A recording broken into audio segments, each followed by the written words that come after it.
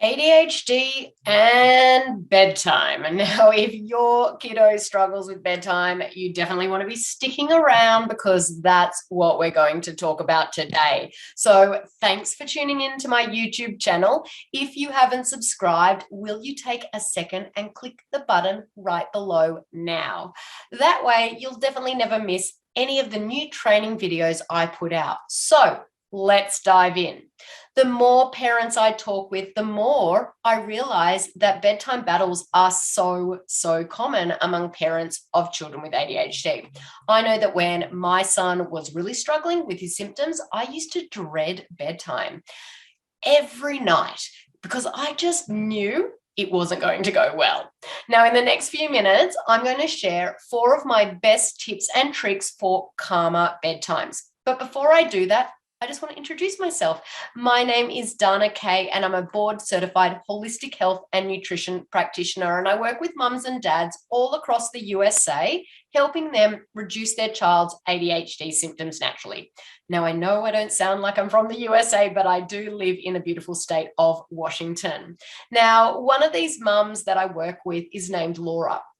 Laura told me recently that her kids used to have horrible anxiety right around bedtime, but are now able to go to bed without any crying or fighting. Now, as a mum who has had a child who battled bedtime big time, this is a huge win in my book. Now, there are certain tendencies among kids with ADHD that can keep them from getting a good night's sleep. Kids with ADHD can have trouble with self-regulation that can keep them from shifting from that sort of active mode to that wind down, calm mode at the end of the day. Kids with ADHD are also more prone to nightmares, bedwetting, and sleep disorders such as restless leg syndrome and sleep apnea. Kids with ADHD tend to put off doing homework or other tasks until really like the last minute possible, and that can definitely create a later, more hectic evening in home. Tweens and teens with ADHD may report actually feeling more productive during quiet nighttime hours. They can easily fall into a really bad habit of staying up too late too often. And many kids with ADHD also have anxiety problems. Their anxious little feelings can really emerge at nighttime when there are fewer activities to distract them. And this causes them to have trouble falling or even staying asleep. So here are some of my best tips for handling bedtime. Number 1 is set a quality bedtime routine. A general rule is allocating about an hour to this process: bath, alone wind down time in room, books, lights out, cuddles, and a quick chat. Visual reminders and timers are often very effective with kids who have ADHD and can be really helpful for evenings. So why don't you make a chart with pictures that show exactly what needs to be done before bed? Bathing, brushing teeth, PJs, book time, and these visual reminders really help children to stay on track. Another tip is to remove all stressors like homework about an hour before bedtime. We all know exactly that feeling, like it's awful when you toss and turn when something is frustrating or annoying us. I know homework needs to be done, but is it possible to complete homework somewhere like the library directly after school? Sometimes the different and even public setting really helps. Once these stresses are removed and a quality routine is established, bedtime will become much less of a battle zone. The next tip is to get to the underlying stresses, and this one's a little bit interesting. One of the absolute best things you can do to start improving sleep in your home is to figure out why it's challenging in the first place. What are the underlying stresses that are sort of contributing to this problem? I have seen many times that when families clean up the diet, reduce inflammation in the body and the brain, target these underlying stresses, then sleep issues begin to improve on their own. So you're probably thinking, okay, it all sounds good in theory, but how do you do this? I always suggest that families will begin with diet, starting by getting rid of those top inflammatory foods, naming gluten, dairy, and soy, and replacing them with whole fruits and veggies, really good healthy fats to feed the brain, grass-fed animal protein, and nutrient-dense foods. But functional lab testing can also be very beneficial to figuring out the underlying stresses.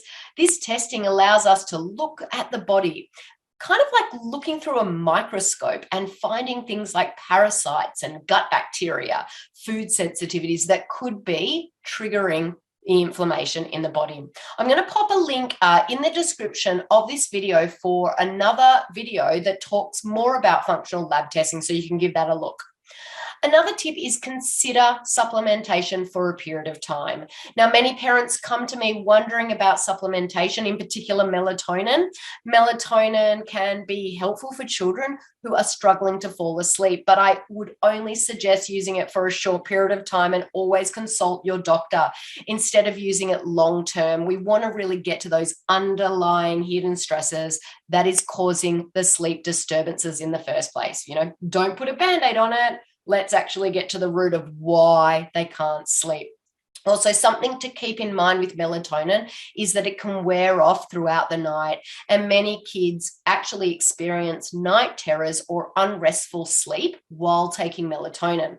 So melatonin is okay in the short term, but for longer term, I'd rather look deeper at what is going on in the body that is causing the sleep issues. Now, like I said, we do that through functional lab testing. And if this is something that you're curious about, check out that video below that I'm going to pop into the comments.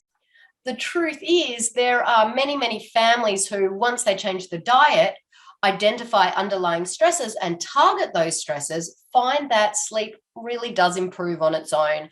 I know from my personal experience just how challenging it can be when a child doesn't sleep well. The rest of the family doesn't sleep well either. So I really, really want to help your family. I want to invite each of you to book a free call with my team to discuss if we might be able to help you find some solutions that work. Sleep can be so life-changing, so let's figure this out together. Now, many people ask me, what's going to happen on this call?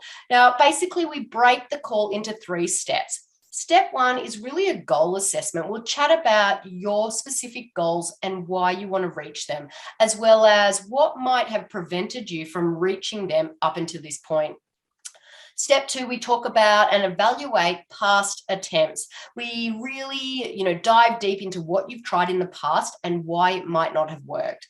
And step 3, we develop a game plan based on really what we uncover in the first 2 steps. We share a customized game plan specifically for you and your family to fight your child's ADHD symptoms naturally. Of course, if you'd like our help to get to where you want to go even faster, then we can certainly discuss what working together looks like if we feel we can help you and you fit our criteria. But there are absolutely no obligations with this call, and it's totally free. So if you want a call like this, click the link below in the description to book that free call. But that's it for today. Hope these tips have been helpful, and I will talk to you next time. Take care.